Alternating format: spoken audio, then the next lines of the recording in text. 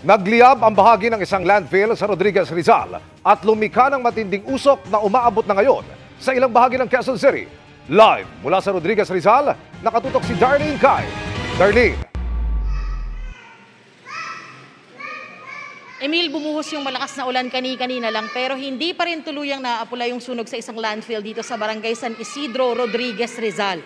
Matindi yung naging usok kaya lumikas yung ilang residente papunta dito sa evacuation center ng barangay. Sa tindi ng sunog sa isang landfill sa Barangay San Isidro, Rodriguez, Rizal, tanaw ito mula sa malayo ng kumukuha ng videong ito. Alauna ng hapon kahapon pa nagsimula ang sunog sa tapunan ng basura pero hindi pa rin naaapula hanggang kanina. Ayon sa Bureau of Fire Protection Rodriguez, Rizal, mabilis kumalat ang apoy at pahirapan ang pag-apula dahil maraming basura ang nasusunog. Yung pong nature po kasi nito ay ang apoy po karaniwan dahil landfill, nanggagaling po ito sa ilalim. Kaya po ang ginagawa po natin dito na isang minsang pag-apula ay humuhubay po tayo ng lupa gamit yung mga heavy equipment tulad po ng backhoe at ng bulldozer at itinatabon po natin doon sa mga area na mayroong mga apoy o mga pag-usok. Sa imbestigasyon, lumalabas na pahirapang apulahin ang apoy dahil sa methane, isang uri ng gas na nabuo mula sa nabubulok na basura. Ang inisyal na pagliliyab naman, isa sa posibleng mitsa ang sobrang init ng panahon. Pagka talaga masyadong mainit ang panahon, nagiging factor din ng pagkasunog ng landfill. Malaking factors po talaga na sa tayo po sa panahon ngayon ay dumaranas ng masyadong matinding init kaya nakaka-apekto po talaga ito na nagkakaroon po tayo ng mga rubbish fires. Ngayon pa man, hindi naman po natin sinasara na doon lamang ang maging cause. Kaya po patuloy pa rin po na inimbestigahan ng BFP Rodriguez ang origin ng sunog.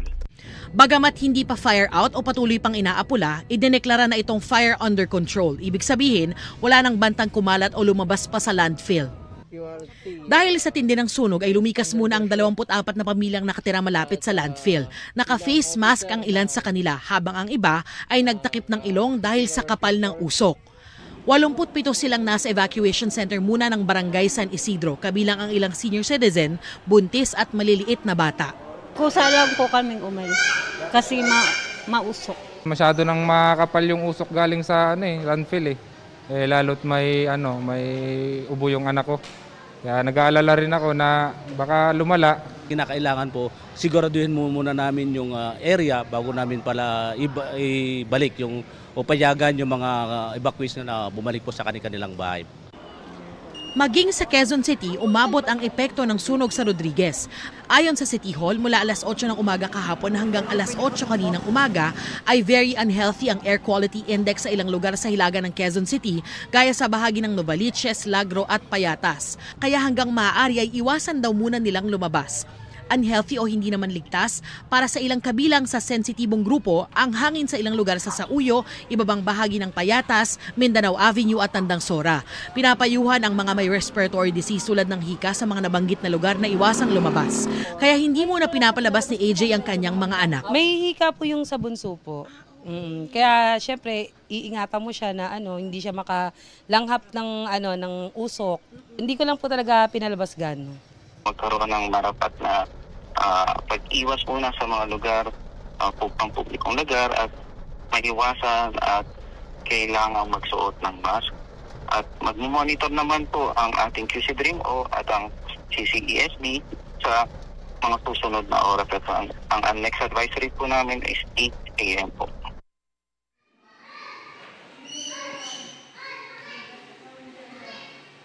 Emil, sinisika pa namin hinga ng statement o pahayag yung management ng landfill. Kanina pumunta kami roon pero hindi kami pinapasok at wala ring lumabas para magbigay ng panayam. Pero sabi naman ng BFP ay nakikipagtulungan naman daw sa kanila yung may-ari ng landfill. Samantala, naglabas ng statement yung Rodriguez LGU. Makikipag-ugnayan daw sila sa DENR para sa isang air quality testing. Pero sa ngayon, maigi raw na mag-ingat, iwasang lumabas ng bahay. At kung lalabas, ay magsuot ng face mask gaya ng suot ko ngayon. Yan ang latest mula rito sa Rodriguez, Rizal. Balik sa iyo, Emil. Maraming salamat, Darlene Kai.